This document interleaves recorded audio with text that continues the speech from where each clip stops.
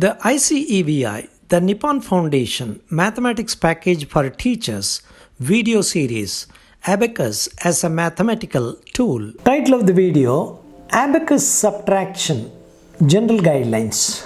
The guidelines that we follow in Abacus Subtraction are almost similar to what we follow in the Abacus Addition. We had already mentioned that the Abacus Addition and Subtraction may be taught simultaneously because both the processes of addition and subtraction are involved in both operations. That means in the addition problems there is an amount of subtraction principle applied, and in the subtraction the addition principles are also applied. Let us demonstrate this with an example. Let us set 37 in the abacus. That means 3 in the tens column and 7 in the units column. Let us add 8 to this number.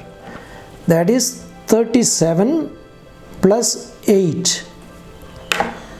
Now, in the addition, we have to add 8 with the 7 already set in the units column.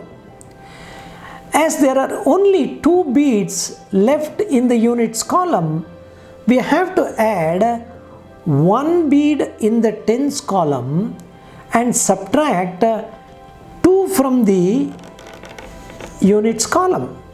What we have done here, first we added 10 and secondly we subtracted 2 from the tens and units columns respectively.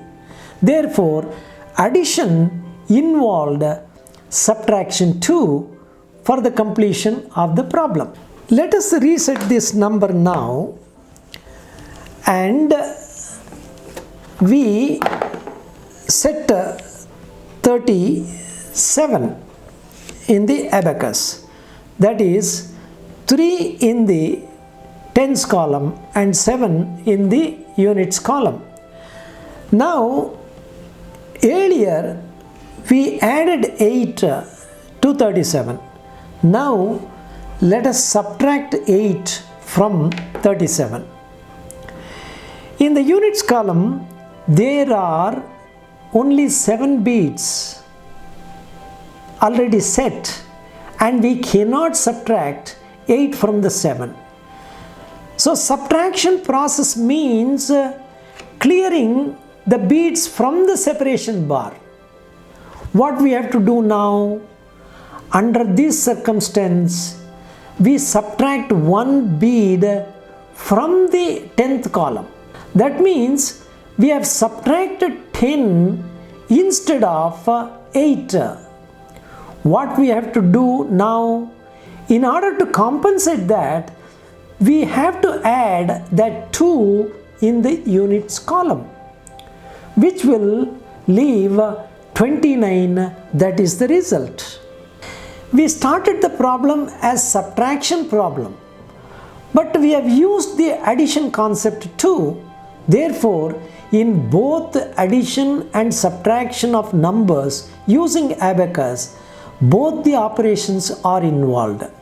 That is why addition and subtraction principles may be taught simultaneously, and for this we start with 1 digit and easy numbers first. Once the child is accustomed to the principles of setting and clearing, higher problems can be taken up without difficulty. Like abacus addition, we have to start the subtraction process too from the higher digits. For example, when we have to subtract 17 from 49. 17 from 49. 49 should be set first, and then the number 1 should be subtracted from the number 4, and 7 should be subtracted from the number 9. That means you subtract 1 from 4 and 7 from 9. That means the answer is 32. So here too we have to subtract the numbers in the respective digits. Let us take a series of examples and help the child to understand the abacus subtraction principles.